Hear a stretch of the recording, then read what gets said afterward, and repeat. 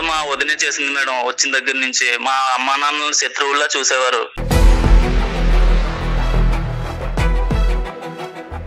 అమ్మా నాన్నలు అన్నయ్య ఎప్పుడైతే హైదరాబాద్ వచ్చారో తర్వాత వాళ్ళు బెంగతో వాళ్ళు చనిపోయారు సార్. వాళ్ళు వదిన కారణంగా అలా దిగజారిపోయాడు. తల్లిదండ్రులని పక్కన పెట్టేసి అత్తమామలే నా తల్లిదండ్రులు అని ఎంతగా ఎదిగిపోయాడు మా అన్నయ్య.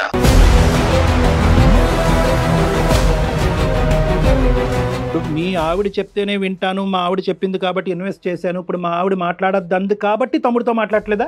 నా భార్య చెప్పండి నేనేం చేయలేను సార్. లేదన్నయ్య, పని లేకుండా ఎవరున్నారో అందరూ పని చేసుకుంటారు. 2 నిమిషాలు ఫోన్ మాట్లాడలేవన్నయ్య నువ్వు. మా బిజీలో మేము ఉంటాం రా. కొద్దిగా సాయం చేయి, నేను బాగా నష్టాల్లో ఉన్నాను. సాయం చేయాలంటే వదిన దగ్గరికి వెళ్ళి రిక్వెస్ట్ చేసుకో. ఈ రోజు మన తల్లిదండ్రులు నాతో లేరంటే దానికి కారణం ఎవరు? వదిన వచ్చి ఈ కుటుంబాన్ని విడగొట్టడం వల్లే కదా. చనిపోయారు. కొంచెం ఎక్కువ మాట్లాడుతున్నారా? నిజమైతే నువ్వు అదార్తిగా వచ్చి మా మీద కూర్చుని ఇస్తావా చస్తావా అన్నట్టు డిమాండ్ పెడతావేంటి? రోడ్డు మీద కుక్క పట్టిల్లా తిరిగి నీకున్న డబ్బుల్ని పోగొట్టుకుని ఏదో బిజినెస్లు చేసి నువ్వేమో కంగాలు చేసుకుని ఈ రోజు నా మీదకి వస్తే నేనేం చేయాలి?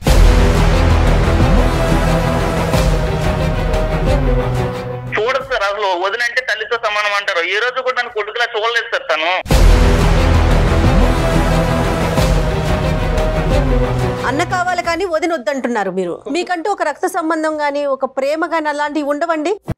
నమస్తే కళ్యాణ్ గారు. నమస్తే జయ గారు. మురళి అని మనకు ఒక పర్సన్ మెయిల్ చేశాడండి. అన్నదమ్ముల మధ్య ఏదో చిన్న ఇష్యూ నడుస్తా ఉంది. తనే బిజినెస్ చేసుకోవాలనుకుంటున్నాడు. తమ్ముడు మనకి మెయిల్ చేసింది మురళి.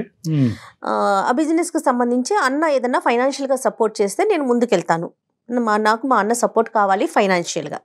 ఒకసారి కాల్ చేద్దాం. కొద్ది విచిత్రంగా ఉంది. అతను అడగకుండా మన ద్వారా అడిగించటం అనేది ఏదో ఒక ఇమోషనల్ సెంటిమెంటల్ ఇష్యూ అయితే ఉంటుంది. అది బహుశా అతను ఫేస్ చేసి డైరెక్ట్ గా అడగలేకపోతున్నాడు. అవును, డబ్బు ఎవరినైనా మార్చేస్తుంది కళ్యాణ్ గారు, కాదంటారా? అవును మేడం, ఎలాంటి బంధాన్నైనా. అవును. మురళి అండి. అవును మేడం. నేను జయానండి, అందమైన జీవితం ప్రోగ్రామ్ నుంచి కాల్ చేస్తున్నాను. నమస్తే మేడం. నమస్తే మురళి గారు. మీ మెయిల్ చూశాను, డాక్టర్ గారికి కూడా నేను చెప్పాను, బ్రీఫ్ గా చెప్పాను. నాతో పాటు డాక్టర్ కళ్యాణ్ చక్రవర్తి గారు ఉన్నారు, ఒకసారి మాట్లాడతారా? సరే మేడం. యా, ఒకసారి చెప్పండి. మురళి నమస్తే. మురళి నమస్తే సార్. ఎంత మురళి, ఏజ్ ఎంత మీది, ఎక్కడ ఉంటారు? మాది తుని దగ్గర సార్. మాది. Okay okay. మీరేం చేస్తూ ఉంటారు? ప్రెసెంట్ అయితే బిజినెస్ లాస్ వచ్చి ఖాళీగానే ఉన్నాను సార్. అయ్యో, మీ వయసు ఎంత మురళి? నా వయసు 23 సార్. ఇప్పుడు ఎక్కడ? ఇప్పుడు ప్రెసెంట్ తుని నుంచే మాట్లాడుతున్నారా? లేదు సార్, మా హైదరాబాద్ వచ్చాను సార్ మా అన్నయ్యని కలవడానికి. అన్నయ్యని కలవటానికి ఏంటి సమస్య ఏంటి మురళి? మాకు అమ్మ నాన్న అన్నయ్య నేను చెల్లి ఉండేవాళ్ళం సార్. అమ్మా నాన్నలకి నాకంటే చెల్లి కంటే కూడా అన్నయ్యనే బాగా ప్రేమగా చూసుకునేవారు సార్. ఎప్పుడైతే అన్నయ్యకి పెళ్లి జరిగిందో అమ్మా నాన్న పక్కన పెట్టేశాడు సార్. అన్నయ్య పక్కన పెట్టేశాడు. వదిన మాటలు విని అమ్మా నాన్నలు ఇంక దూరం పెట్టేసి హైదరాబాద్ వచ్చేసాడు సార్. హైదరాబాద్ వచ్చిన తర్వాత ఉన్న ఒక్క ఇల్లు ఆధారం, ఆ ఇల్లు ఒకటే ఉండేది సార్. ఊర్లో ఉండేదా? అవును సార్. వదిన బలవంతం మీద నాకు అప్పులు ఉన్నాయని చెప్పి మాతో ఇంకా ఏదోలా సంతకం చేయించేసుకుని ఇల్లు అమ్మేశారు సార్. అప్పట్లో ఇల్లు అమ్మేయటం కూడా జరిగిపోయింది సార్. అప్పట్లో ఆ ఇల్లు 10 లక్షలు వచ్చింది సార్. అప్పట్లో 10 లక్షలు అంటే చాలా ఎక్కువ సార్ అది. ఇప్పుడు దాని ఇల్లు వాల్యూ 3.5 కోట్లు 4 కోట్ల దగ్గరలో ఉంటుంది సార్ అది. ఇప్పుడు వదిన మాటలు విని అమ్మా నాన్న శత్రువుల్లా చూసారు సార్. అంటే మీ వయసు కూడా చిన్నది, మీకు అర్థం కాలేదేమో పరిస్థితి ఏంటి అనేది. మనకున్న ఏకైక ఆధారం వెళ్ళిపోతుంది చేతుల్లోంచి అనేది మీకు అర్థం కాలేదు. అప్పుడు అర్థం కాలేదు సార్ నాకు. అమ్మా నాన్నలు పెట్టమన్నారు కదా అని చెప్పి పెట్టేశాను సార్ నేను సంతకం. మీ వాటా మీకు వచ్చింది, అందరికి వాటాలు సమానంగా పంచుకున్నారా మురళి గారు? పెద్దోడు కదా సార్, అన్నయ్య కొద్దిగా ఎక్కువ ఇచ్చారు సార్. చెల్లికి నాకు అమ్మా నాన్నలు ఉన్నారు కదా అని చెప్పేసి నేను అప్పట్లో మనీ గురించి పెద్దగా పట్టించుకోలేదు సార్. అమ్మా నాన్నలే చూసుకున్నారు. వాటా అప్పుడు సరిగ్గా వచ్చిందో కూడా నాకు పూర్తిగా తెలియదు సార్. లెక్క తెలియని వయసులేండి. సరే మురళి, తర్వాత ఏమైందన్న? ఇప్పుడున్న పరిస్థితి ఏంటి? తర్వాత వచ్చిన డబ్బులతో బిజినెస్ చేశాను సార్. బిజినెస్ లాస్ వచ్చింది. చదువుకోలేదా మీరేమీ? పెద్దగా అయితే ఏం చదువుకోలేదు సార్. ఇంకా అన్న వెళ్ళిపోయిన తర్వాత ఇంటర్ అయింది సార్ నాది. ఏంటి, ఏ బిజినెస్ ఇది మీరు చేసేది? చికెన్ షాప్ పెట్టాను సార్. ఓకే, లాస్ వచ్చిందా? అవును సార్, ఫ్రెండ్స్ తో లాస్ వచ్చింది. ఉందా మూసేశారా? ప్రెసెంట్ మూసేసాం సార్, ఇంకా అప్పుల్లో ఉండడం వల్ల. సరే సరే, మాకెందుకు చేశారు నాన్న? ఈ విధంగా అప్పుల్లో ఉన్నాం సార్. నా భార్య బిడ్డలు అది ఇప్పుడు ఏం చేయాలో అర్థం కావట్లేదు సార్. మా అన్న అయితే ఉన్నాడు కదా హైదరాబాద్ లో అని చెప్పి వచ్చాను సార్, ఏమన్నా హెల్ప్ చేస్తాడేమో అని. మీరు చెప్తే సహాయం చేసే పరిస్థితిలో లేడా అన్నయ్య? అన్న అయితే ఇప్పుడు చాలా బాగున్నాడు సార్ ఇప్పుడు. కాకపోతే నాతో అయితే సరిగ్గా మాట్లాడట్లేదు సార్ ఇప్పుడు. మాట్లాడలేదు. ఎన్ని సంవత్సరాల నుంచి మాటలు లేవు మీకు? దాదాపు 1.5 years నుంచి సార్. అమ్మ నాన్నతో మాట్లాడుతున్నాడా? అది కూడా లేదా? అమ్మ నాన్నలు అన్నయ్య ఎప్పుడైతే హైదరాబాద్ వచ్చాడో తర్వాత వాళ్ళు బెంగతో వాళ్ళు చనిపోయారు సార్.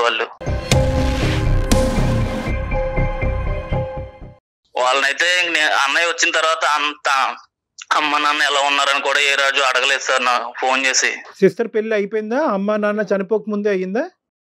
సిస్టర్ పెళ్లి అయితే అమ్మ నాన్నలు ఉండగానే అయింది సార్.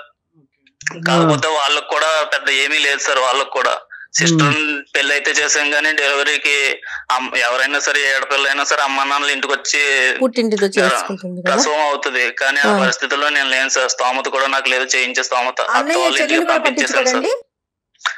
ఏంటి మేడం? అన్నయ్య చెల్లి గురించి కూడా చూడరా? లేదు మేడం, చెల్లి ఉన్నదన్న సంగతే మర్చిపోయాడు అన్నయ్య. అయ్యయ్యో, అసలు ఏంటి కారణం ఏంటంటారు? మీరేమనుకుంటున్నారు? మొత్తం అంతా మా వదినే చేసింది మేడం. వచ్చిన దగ్గర నుంచి మా అమ్మా నాన్నలు శత్రువుల్లా చూసేవారు. మా వదిన మాటలు విని మా అన్నయ్య ఇంకా మా అమ్మా నాన్నలు నెగ్లెక్ట్ చేస్తాడు బాగా అని. వదినే కారణం అంటారా, లేదంటే వదిన కారణానికి చూపెట్టి మీ బ్రదరే ఇలాగా దిగజారాడా? లేదండి, వదిన కారణంగా అలా దిగజారిపోయాడు. తల్లిదండ్రుల్ని పక్కన పెట్టేసి అత్తమామలే నా తల్లిదండ్రులు అని ఎంతగా ఎదిగిపోయాడు మా అన్నయ్య.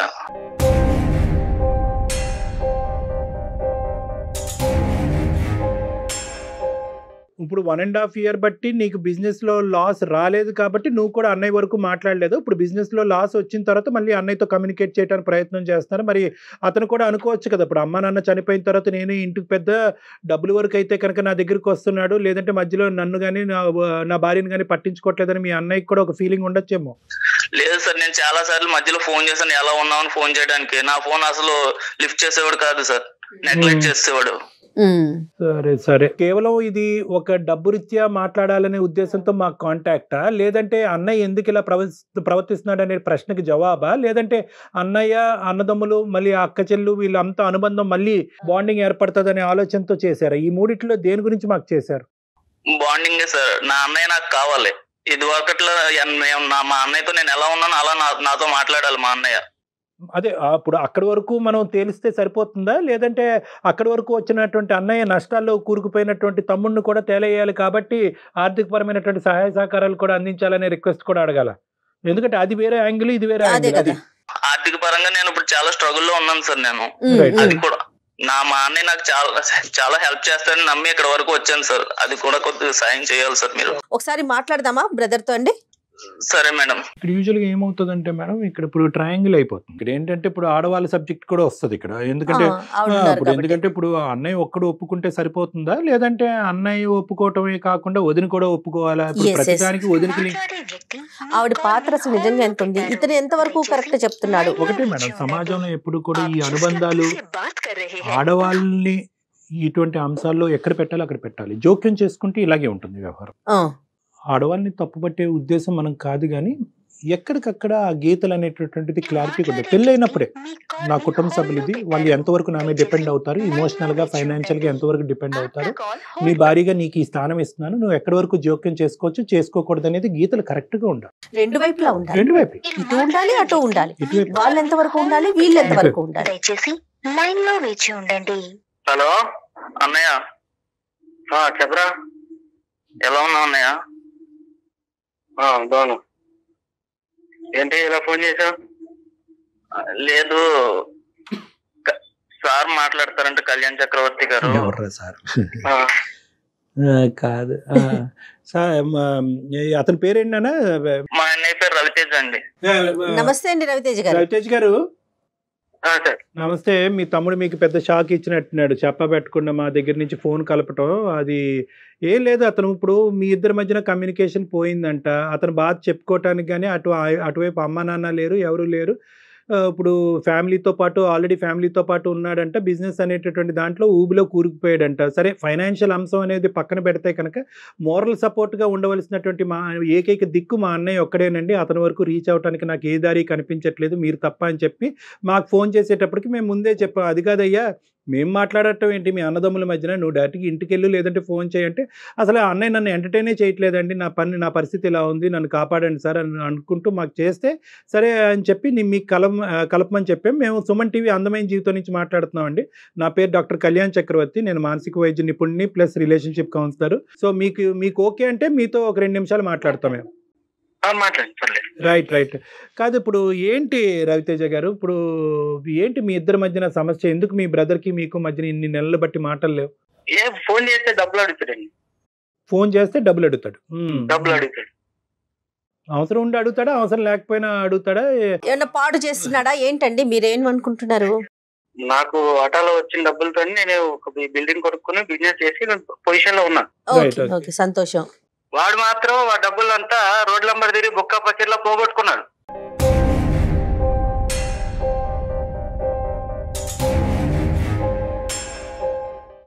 వాడికి అవసరం వచ్చినప్పుడల్లా ఫోన్ చేస్తుంటాడు, అందుకే ఫోన్ లిఫ్ట్ చేయడం మానేసా. రైట్. సో ఓన్లీ డబ్బులకే మీ బ్రదర్ ఫోన్ చేస్తాడంటారు మీరు?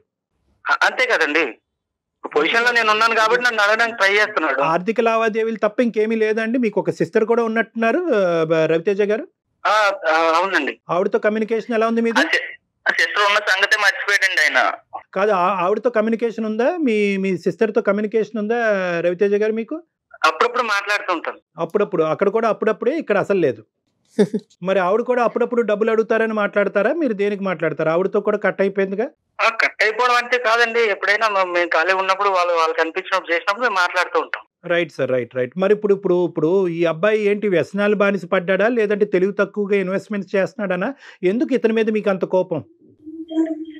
వాడికి బాధ్యత అనేది లేదండి. రైట్. మరి బాధ్యత చెప్పేవాళ్ళు ఎవరు? తనకే తెలుసుకోవాలి, తన భార్య చెప్పాలి. భార్య బాధ్యతలు చెప్పాలి. ఓకే, మరి మీ భార్య గారు ఏమంటున్నారు ఈ వ్యవహారంలో? నా భార్య నాకు వచ్చిన డబ్బుల్ని జాగ్రత్త పరచమని ఆమె చెప్పింది. రైట్. ఓకే. ఆమె చెప్పినట్టుగా నేను ఇన్వెస్ట్మెంట్ పెట్టుకున్న, బిల్డింగ్ కొనుక్కున్నా, ఈరోజు హ్యాపీగా ఉన్నాను. వెరీ గుడ్, సంతోషం. కానీ మన ప్రయాణంలో మన రక్త సంబంధికులు ఎలా ప్రయాణిస్తున్నారని చూడటం అనేది బేసిక్ రెస్పాన్సిబిలిటీ కదండి, కాదా? అవును సార్, కరెక్టే. కానీ మా బిజీలో మేము ఉన్నాం కదా సార్. బిజినెస్ వేరు, బాధ్యత వేరు కదండి. బిజినెస్ అనేది ఎందుకు ఉన్నారు? బిజీగా ఉండాలి, మేము అది కూడా కోరుకుంటున్నాము. మీరు సంపాదించాలి, మీ కుటుంబాన్ని చూసుకోవాలి, మీ అన్నదమ్ముల్ని చూసుకోవాలి, వాళ్ళ అవసరాలు తీర్చాలి. ఏమన్నా అవసరం మీకు వీలుంటే, మీకు అవకాశం ఉంది కాబట్టి ఈ అబ్బాయి అడుగుతున్నాడు. మీకు నిజంగా అవకాశం లేకపోతే కనుక, మీకు ఏ దిక్కు దివానా లేనటువంటి పరిస్థితిలో మీరు ఉంటే కనుక మిమ్మల్ని వచ్చి ఎందుకు అడుగుతాడు? మీరు ఆధారంగా కనిపిస్తున్నారు కాబట్టి అడుగుతున్నాడు. ఆధారంగా కనిపించినా నా భార్య చెప్పండి నేనేం చేయలేను సార్. ఆవిడ మాట నమ్మి నేను ఇన్వెస్ట్మెంట్ పెట్టాను, బిల్డింగ్ కొనుక్కున్నాను, ఈరోజు ఈ పొజిషన్ లో ఉన్నాను. ఆవిడ మాటలు నమ్మాను కాబట్టి. అది కాదనట్లేదు, మొత్తం జీవితం అంతా మీ బిల్డింగ్ చుట్టూరే ఉన్నట్టుంది సార్. అది కాదు, ఇప్పుడు మీ ఆవిడ చెప్తేనే వింటాను, మా ఆవిడ చెప్పింది కాబట్టి ఇన్వెస్ట్ చేశాను, ఇప్పుడు మా ఆవిడ మాట్లాడద్దు కాబట్టి తమ్ముడితో మాట్లాడలేదా? అలా కాదండి, అలా ఏం లేదు. మరి ఏమంటారు? ఇప్పుడు మీ అబ్బాయిని ఇంత దూరం పెట్టడం అనేటటువంటి దాని వెనకట్ల మీ ఆలోచన ఒకసారి చెప్పండి. మీరు చిన్నప్పటి నుంచి పెరిగారు, తల్లిదండ్రులు మిమ్మల్ని ఒక స్థాయి వరకు తీసుకొచ్చారు. ఇప్పుడు వాళ్ళు చనిపోయిన తర్వాత వాళ్ళు పైనుంచి ఆలోచించేది ఒకటే, నా కొడుకు కూతురు బిడ్డలు ఎలా ఉన్నారు, కలిసిమెలిసి ఉన్నారా, కొట్టుకు సస్తున్నారా అన్నది ఆలోచన ఉంటుంది వాళ్ళకి, పైనుంచి చూసేటటువంటి తల్లిదండ్రులకి.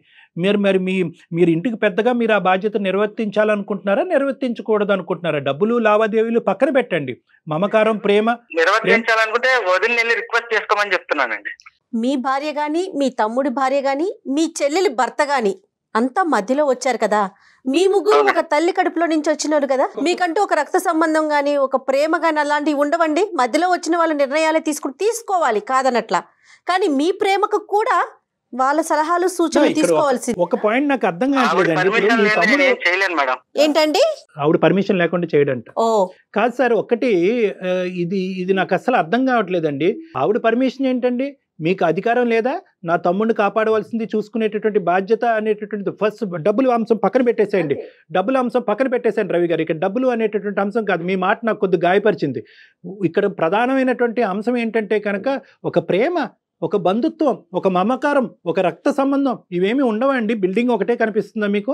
ఆవిడ బిల్డింగ్ అది కట్టించాము. కూడా మీ ఆస్తి పరంగా వచ్చి మీ డబ్బుల పరంగా వచ్చినటువంటి ఆలోచనని ఆవిడ ఏం చేశారంటే ఆవిడ ప్లాన్ ద్వారా కరెక్ట్ ఇన్వెస్ట్మెంట్ చేయించడం వల్ల మీరు ఒక స్థాయిలో ఉన్నారు. ఎవరు సంపాదించిన డబ్బులండి? నేను పచ్చిగా మాట్లాడితే ఎవరు సంపాదించిన డబ్బులు? మీ తల్లిదండ్రులు సంపాదించేటటువంటి డబ్బులే కదా. ఆ డబ్బులతోనే కదా మీరు ఈరోజు ఒక స్థానంలోకి వచ్చారు. ఆ తల్లిదండ్రులు సంపాదించినట్టు ఆ తల్లిదండ్రులు ఎవరైతే ఉన్నారో వాళ్ళు ఎందుకు సంపాదించారు? మీరు అందరూ సెటిల్ అయ్యి బాగా ఉండాలని చెప్పి నేను డెవలప్ అయ్యాను కదా సార్. వాడి డబ్బులు వాడు పాడు చేసుకున్నాడు. ఏమండి? తెలివితేటలు ఒకలాగా ఉండవు కదండి. అతని తలరాత ఎలా ఉంది, మీ తలరాత ఎలా ఉందండి? మన 5,000 ఒకలాగా ఉన్నాయా? సార్ నేను బాగా ఇప్పుడు నాకు బాధ్యతలు నేను నాకు పిల్లలు ఉన్నారు. వాళ్ళ రవితేజ గారు మీకు ఎంతమంది పిల్లలండి? ఇద్దరండి. ఓకే, వాళ్ళిద్దరు ఎప్పటికీ కలిసి ఉండాలని కోరుకుంటారా? ఎవరి దారి వాడిదేనా? ఓన్లీ డబ్బులు అవసరం అయితేనే నువ్వు వాళ్ళు తలుపు తడతావంట, మిగతా టైంలో అసలు వాళ్ళ ఇంటికి వెళ్ళవంట, వాళ్ళ వదిలికి గౌరవం ఇవ్వంట. ఇప్పుడు సంవత్సరం తర్వాత ఫోన్ చేశాడు, అన్నయ్య బాగున్నా, పిల్లలు బాగున్నారా, వదిలి బాగుందని మాట్లాడేది లేదు, అడిగేది లేదండి. డబ్బులు కావాలి కాబట్టి ఫోన్ చేశాడు. ఏ మురళి, దీనికి సమాధానం ఏంటి మురళి? లేదు సార్, నేను ఫోన్ చేసిన ప్రతిసారి కాల్ లిఫ్ట్ చేయడు సార్, అసలు ఫోన్ ఎత్తాడు. ఎలా మాట్లాడతాను సార్ నేను? ఫోన్ చేసిన ప్రతిసారి డబ్బుల కోసం అనుకుని ఫోన్ కట్ చేసేస్తాడు. లేదన్నయ్య, పని లేకుండా ఎవరున్నారు, అందరూ పని చేసుకుంటున్నారు, 2 నిమిషాలు ఫోన్ మాట్లాడలేవన్నయ్య నువ్వు. మా బిజీలో మేము ఉంటాం రా. ఫోన్ ఎదురు చూస్తుంటామా? 2 నిమిషాలు డబ్బులు డబ్బులు డబ్బులు అంటే డబ్బులైనా చెట్లు కాస్తున్నాయా?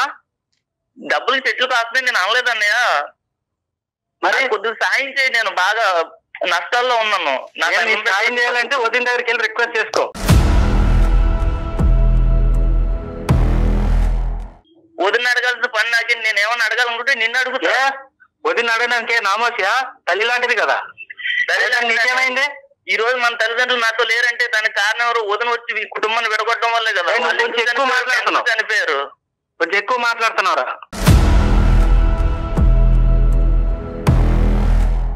వదినికి రెస్పెక్ట్ ఇచ్చేది లేదు, అన్నయ్యకి రెస్పెక్ట్ ఇచ్చేది లేదు, పెద్ద చిన్న లేకుండా ఏది పడితే నోటుకొచ్చి మాట్లాడుతున్నావు.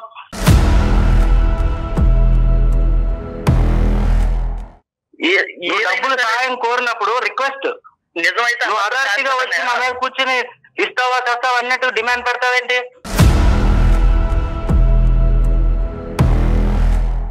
ఇంత వయసు వచ్చిన తర్వాత నీకు వ్యాపారాలు పెట్టాలా? లేలే, ఒక్క నిమిషం. మన డబ్బులు అనే సబ్జెక్ట్ మాట్లాడుకునే ముందు ఏమండి, ఇది ప్రధానంగా ఏంటంటే కుటుంబ రీత్యా ఏర్పడేటటువంటి మానసిక పరమైనటువంటి సమస్యలకు సంబంధించింది. లీగల్ మ్యాటర్స్ కానీ డబ్బులు సంబంధించినటువంటి ఓకే సహాయం చేయాలి అనే ఉద్దేశం ఉంటే కనుక మీరు సహాయం చేయొచ్చు. రవి గారు కాదు కూడదు అంటే కనుక లేదు. అంతేగాని వదిన అడిగితే చేస్తుంది, వదిన చెప్తే చేస్తుంది అనేటటువంటి అంశం ఇక్కడ అసలు బాలేదు. అది నెంబర్ 1.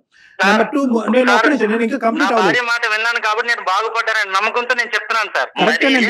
భార్య మాటలు విని బాగుపడ్డ వాళ్ళు ఉన్నారు కానీ చెడిపోయిన వాళ్ళు ఎవరైనా ఉన్నారా చెప్పండి. మాట విన్నాను కాబట్టి నేను ఈ పొజిషన్ లో ఉన్నానని చెప్తున్నా. ఒకే ఒక పాయింట్, మీ భార్య గురించి మేము ఇక్కడ మాట్లాడే హక్కు మాకు లేదు. ఆవిడ హెల్ప్ చేస్తే కనుక మీరు ఈ స్థాయిలో ఉన్నారు అనేటటువంటిది పచ్చి నిజం.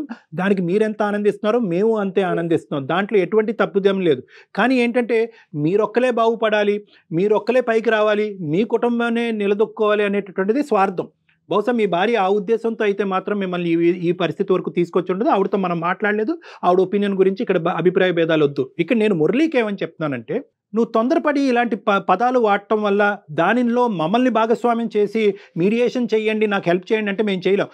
వదిని విడగొట్టింది, ఎందుకయ్యాయి పెద్ద పెద్ద మాటలు? వదిన వల్ల అమ్మా నాన్న చనిపోయారు, ఎందుకయ్యాయి పెద్ద పెద్ద మాటలు? వదిన లేకపోతే కనుక మన ఇద్దరం కలిసి ఉండేవాళ్ళము, ఎందుకయ్యాయి పెద్ద పెద్ద మాటలు? సో ఇక్కడ కూడా నిన్ను కూడా నువ్వు నియంత్రించుకోవాల్సినటువంటి అవసరం ఉంది. ఆవిడతో మనం మాట్లాడకుండా, ఆవిడెవరో చూడకుండా ఆవిడని రాక్షస కింద ఇక్కడ చిత్రీకరించడం అనేటటువంటిది ఒక పబ్లిక్ వేదిక మీద కరెక్ట్ కాదు. ఆవిడ ఖచ్చితంగా ఆ కుటుంబానికి హెల్ప్ చేసింది. మంది ఒకే యాంగిల్. ఎప్పుడు వేరు చేసి నా భార్యను దూరం పెట్టి కుటుంబం నుంచి వేరు చేసే మాట్లాడతారు. ఆమె ఒక బూచిలాగా ఆమె మొత్తం చేసింది అన్నట్టు. తెలియక మాట్లాడుతున్నాను, అందుకే సరిదిద్దే ప్రయత్నం చెప్తున్నాను. లేదన్నయ్య, ఎప్పుడైనా సరే మన అమ్మా నాన్నలు వదిన ఎప్పుడు శత్రువులాగా ఎదురు పడితే పక్కకు వెళ్ళిపోయేవారు అన్నయ్య. నువ్వు ఎప్పుడు చూసుండో వదిన మాటలే నమ్ముతావు. నువ్వు అమ్మ నాన్నలు ఎప్పుడన్నా పట్టించుకున్నావు పెళ్లి అయిన తర్వాత? మళ్ళీ అట్లీస్ట్ వాళ్ళు ఏం చెప్తున్నారు అది విన్నావా ఏ రోజు అన్నాను? మురళి, ఒక్క ఇంపార్టెంట్ పాయింట్ చెప్తాను. ఈ రోజు మీ అమ్మ నాన్నగారు ఇక్కడ ప్రత్యక్షంగా లేరు. ఓకే, ఇక్కడ వాళ్ళు ఏ ఒపీనియన్ తో ఉండేవారో, వదిన ఏ అభిప్రాయం ఉందో, వాళ్ళిద్దరి మధ్య ఏ భేదాభిప్రాయాలు అనేటటువంటి అంతా కూడా గతం గత. ఈ రోజు దాని గురించి మాట్లాడుకోవద్దు. అక్కడ అమ్మ నాన్న తప్పు ఉండొచ్చు, వదిన తప్పు ఉండొచ్చు, ఇద్దరిది తప్పు లేకుండా ఉండొచ్చు, అదంతా పక్కన పెట్టండి. ఈ రోజు ప్రత్యక్షంగా ఏంటంటే అన్నదమ్ముల మధ్యన ఉండే అనుబంధాన్ని వదిన మధ్యలో దూరి విడదీస్తుందా అనేటటువంటి సబ్జెక్ట్ గురించి మనం మాట్లాడుకుంటున్నాం. అది కానప్పుడు దానికి నీకు నిదర్శన ఆధారం లేనప్పుడు మీ వదిన్ని ఇంకో విధంగా చిత్రీకరించి పెయింట్ చేసి చూపెట్టడం అన్నది కరెక్ట్ కాదు. మీ అన్నయ్య ఏమంటున్నాడు, నన్ను ఎంత గౌరవిస్తున్నావో అంతే గౌరవం వదినకి ఇవ్వండి, వదిన తల్లి లాంటిదని అంటున్నావు. తప్పే ఉంది ఆ మాటలో. ఎన్నిసార్లు నువ్వు మీ అన్నయ్యకి ఫోన్ చేస్తే మీ అన్నయ్య కట్ చేసాడని అంటున్నావు. ఎన్నిసార్లు నువ్వు వదినకి ఎందుకు ఫోన్ చేయలేదు? మీ వదినకి ఫోన్ చేయొచ్చుగా, తల్లేగా. నువ్వు ఎందుకు మీకు తెలియకుండానే మీ వదిన మీద ఒక గ్రడ్జ్ పెంచుకున్నావు నువ్వు? లేదు సార్, ఇప్పటి వరకు మా వదిన అసలు నన్ను చూడదు సార్. అసలు వదిన అంటే తల్లితో సమానం అంటారు. ఈ రోజు కూడా నన్ను కొడుకులా చూడలేదు సార్ తను. నువ్వు వెళ్ళి ఎప్పుడైనా అడిగావా, సాయం అడిగావా? నీ భార్య ఇప్పుడు మురళిని చాలా ఇదిగా చూసేది, మీ తమ్ముడిని అసలు ఇదిగా పట్టించుకునేది కాదు అనే విధంగా ఏమైంది ఏంటి అనేది మీరు నమ్మరు. నేను నమ్మను. వాడు అలా చెప్తా ఉంటాడు. పరాయి వాళ్ళు అయిపోయారు మేడం, వాళ్ళ అత్తమామలే వాళ్ళకి తల్లిదండ్రులు అయిపోయారు తర్వాత. అవన్నీ మాట్లాడకూడదు మురళి. నీ అదుపులో నువ్వు మాట్లాడితే సమస్యకు పరిష్కారం వస్తుంది, లేదంటే సమస్య జటిలం అవుతుంది. దయచేసి అర్థం చేసుకొని, నీకు అంత అనుభవం లేదు, అంత వయసు లేదు. రోడ్డు మీద ఒక్క పచ్చిలా తిరిగి నీకున్న డబ్బుల్ని పోగొట్టుకుని ఏదో బిజినెస్ చేసి నువ్వేమో కంగారు చేసుకుని ఈ రోజు నా మీదకి వస్తే నేనేం చేయాలి? నేనేం చేయలేను సార్. తనే ఇల్లు అడగమంటున్నాను వాడిని. తెలియనప్పుడు అట్లయితే అమ్మేశారన్న ఆ ఇల్లు కానీ ఇప్పుడు ఉంటే నా పరిస్థితి బాగుందన్న. నీ అంత కాకపోయినా సరే వాడిని. సార్ ఒక మాట, ఇప్పుడు ఒకవేళ వీడికి డబ్బులు ఇచ్చినా, ఇన్వెస్ట్మెంట్ పెట్టినా, వ్యాపారం పెట్టినా గతంలో లాగా పోగొట్టుకోకుండా ఉంటాడని గ్యారంటీ ఏమైనా ఉందా సార్? గ్యారంటీ లేదు. కాబట్టే ఆ తల్లిదండ్రులు గీత గీసేటటువంటి గీత, ఆ కోచింగ్ ఏదైనా చేయాలి అంటే అన్నయ్యగా మీరు బాధ్యత ఉపయోగించండి. నమ్మకం లేదు సార్ వీడి మీద. ఎప్పుడు ఇంటికి పెద్ద కొడుకు అంటావు, ఇంటి కోసం నువ్వు ఏమైనా చేసేవన్నయ్యా? అది ఒకటి చెప్పు. ఈ రోజైనా పెద్ద కొడుకు అంటావు కదా, ఎప్పుడు నువ్వు ఇంటి కోసం ఏమైనా చేసేవా? ఇప్పుడు తమ్ముడు ఉన్నా, నువ్వు చూసుకుంటున్నావు అనే ధైర్యంతో మేము ఇక్కడ మా బీజీలో మేము ఉన్నాం, మా వర్క్ లో. చూడండి నువ్వేం చేసావు. చూడండి సార్, ఏదైనా అంటే ఇవి ఇలాగా దాటేస్తూ ఉంటారు ప్రతిదీ. కాదు ఒకటి మురళి నాన్న చిన్నోడివి నువ్వు. నేను ఒక మాట చెప్తున్నాను, డబ్బులు అనేటటువంటి అంశం కాకుండా అన్న ఇలా బిజినెస్ పెడదాం అనుకుంటున్నాను, నీకు వచ్చినటువంటి ఆస్తిలో ఉండేటటువంటి భాగాన్ని నువ్వు ఈ విధంగా వాడుకుని సక్సెస్ఫుల్ అయ్యావు. ఒకప్పుడు నేను ఏ విధంగా చేస్తే బాగుంటుంది అనేటటువంటి టెక్నికల్ అడ్వైస్, ఇన్వెస్ట్మెంట్ పరమైనటువంటి అడ్వైస్ మీరు తీసుకోవాల్సినటువంటి, ఇప్పుడు తీసుకోవటం కాదు మేడం, తీసుకోవాల్సినటువంటి బాధ్యత అనేది చాలా మీ నెత్తి మీద కూడా ఉంది. ఇక్కడ ఇప్పుడు ఎలా ఉంది అంటే కనుక సబ్జెక్టు, నా అన్నయ్య అనేటటువంటి వాడు ఎప్పుడు గుర్తు వస్తుంది, అన్నయ్య పెద్దరికం అనేది ఎప్పుడు గుర్తు వస్తుంది అంటే డబ్బులు అవసరమైనప్పుడు, బిజినెస్లో కూరుకుపోయినప్పుడే గుర్తు వస్తుంది అనే భావం మీ అన్నయ్య వ్యక్తపరుస్తున్నాడు. ఆ భావం ఎక్కడి నుంచి వచ్చింది? మీ అన్నయ్య ఊహించుకుంటున్నాడా? ఊహించుకోవట్లేదు. అతను మీరేంటంటే పెద్దరికం అనుకుంటూ ఆ పెద్దరికానికి ఎటువంటి గౌరవం ఇచ్చారు? అతని భార్యని నిలదీశారు, ఆ భార్య మీద అనవసరమైనటువంటి అబండాలు వేశారు, కుటుంబాన్ని విడదీసింది, తల్లిదండ్రులని చంపేసింది అనేటటువంటి మాటలు మాట్లాడుతూ ఈరోజు ఏ విధంగా అతను ఈ సిచ్యువేషన్ ని రెక్టిఫై చేయగలడు? అన్న కావాలి కానీ వదిన వద్దంటున్నారు మీరు. ఇక్కడ ముఖ్యంగా ఏంటంటే వదిన ద్వారా రాయబారం చేయాలా అన్నయ్య దగ్గరికి వెళ్ళటానికి? వదిన అడిగితే అన్నయ్య డబ్బులు ఇస్తాడా? వదిన అడిగితే కనుక అన్నయ్య వచ్చి నాకు ప్రేమ పంచిస్తాడా అనేటటువంటి అంశాలను నేను ఖండిస్తున్నాను. అది కూడా కరెక్ట్ కాదు. కానీ ఇక్కడ ఏంటంటే ఆవిడ మనసు కూడా, ఒక ఆడదానిగా ఆవిడ మనసు కూడా ఎక్కడో గాయపడింది.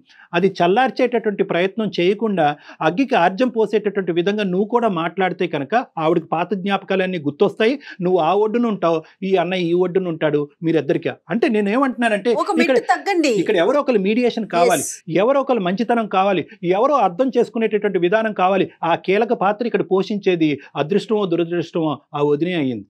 సో నేనేమంటున్నానంటే ఇద్దరికీ బాధ్యత ఉంది.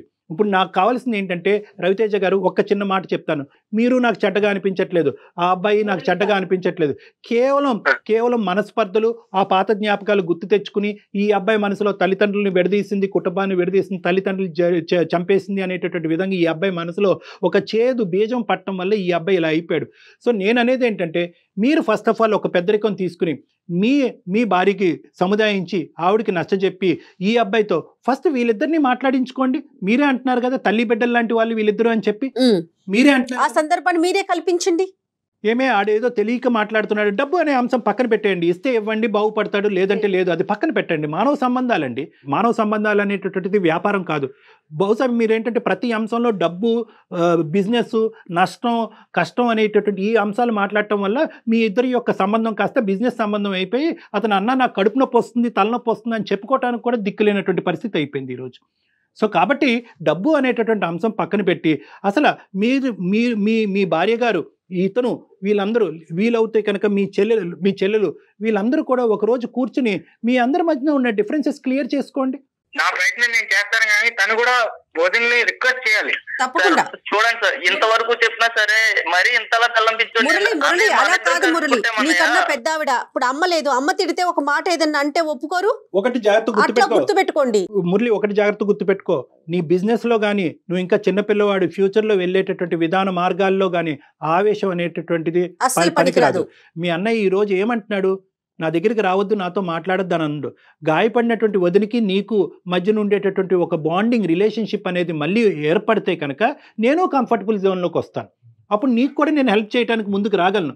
అంతేగాని మా ఇంట్లో పెంట పెట్టుకుని, మా ఇంట్లో మా ఆవిడతో గొడవ పెట్టుకుని నీ దగ్గరకు వస్తే కనుక నేను రోడ్డు మీద పడతాననే ఉద్దేశాన్ని అతను చెప్తున్నాడు. ప్యాచప్ చేసుకోవాలి కదా మురళి, సమస్య ఎక్కడైనా ఉంటుంది. మీరు చిన్నవాళ్ళు, అమ్మా నాన్న లేరు, అన్నని వదిలిని అమ్మా నాన్నగా భావించండి. ఈ రోజు ఈ వేదిక మీద కూర్చుని ఏమయ్యా పెద్దోడివి, నీకు బాధ్యత లేదా, మీ ఆవిడతో గొడవ పెట్టుకుని మీ తమ్ముడికి హెల్ప్ చేయాలని నేను చాలా ఈజీగా చెప్పచ్చు. అప్పుడు రెండు కుటుంబాలు పెంట అవుతాయి. నీ జీవితం పాడైంది, బిజినెస్ పరంగా అతని జీవితం కూడా పాడవుతుంది. అది కరెక్ట్ కాదు. ఈ రోజు నేనేమంటున్నానంటే ఎక్కడ గౌరవం ఇవ్వాలో అక్కడ గౌరవం ఇవ్వండి. అతను చేసేటటువంటి ప్రయత్నం అతను చేస్తాడు, మీ బ్రదరు. అదే విధంగా ఏంటంటే వదిన ఈజ్ ఈక్వల్ టు తల్లి అనేటటువంటి పాత జ్ఞాపకాలన్నీ తీసేసి ఆవిడకి ఇవ్వాల్సినటువంటి గౌరవం మీరు ఇవ్వండి. మొత్తం అంతా సద్దుమనం కాకపోతే నన్ను వచ్చి అడగండి. మురళి వింటున్నారా? ఒక మెట్టు తగ్గాల్సిన అవసరం ఇప్పుడు మీ దగ్గరే ఉందండి. సార్ వాళ్ళు వదిలి రిక్వెస్ట్ చేయలేనుడు రేపు పొద్దున డబ్బులు ఇచ్చి నమ్మకంగా జాగ్రత్తగా మళ్ళీ వ్యాపారం చేసుకుని మళ్ళీ బాగుపడతాడు. నేను చూడలేదు మేడం. అడగొచ్చు, ఓకే, భార్యకి ఇవ్వాల్సిన స్థానం భార్యకి ఇవ్వచ్చు, ఓకే. ఏదైనా సరే ఇంకా వదిన దగ్గరికే వెళ్ళాలంటే ఎలా మేడం? వదిన దగ్గరికి వెళ్ళమంటలేదు నాన్న, నువ్వు కన్ఫ్యూజ్ అవ్వద్దు. అతను ఏమంటున్నాడంటే అందరూ కలిసి ప్రయాణం చేయాలంటే అందరూ కలిసి ప్రయాణం చేద్దాం. కేవలం నాతో ఒక బంధుత్వం పెట్టుకుని వదిన్ని మళ్ళీ దూరం పెడతారు. ఆల్రెడీ ఇంతకు ముందు అయినటువంటి గొడవల వల్ల లెటెస్ట్ ట్రావెల్ టుగెదర్. నన్ను ఎంత బాగా అయితే నువ్వు కావాలి అని అనుకుంటున్నావు, ఈ కుటుంబంలో నీ వదిన కూడా ఒక భాగమే, ఆవిడ కూడా మనం రప్పించుకుందాం అనేటటువంటి విధంగా అతను చెప్తున్నాడు. రవితేజ, ఒకటి నాన్న, ఆ అబ్బాయి చిన్నపిల్లోడు, అనుభవాలు తక్కువ ఉన్నాయి. నీ బిజినెస్ పరంగా నష్టాలు రావటం వల్ల డిప్రెషన్లోకి వెళ్ళాడు. కాబట్టి ఎంత కాదనుకున్నా ఇంటికి పెద్దవాడిగా నీ భుజం మీద చాలా బాధ్యత అయితే ఉంది.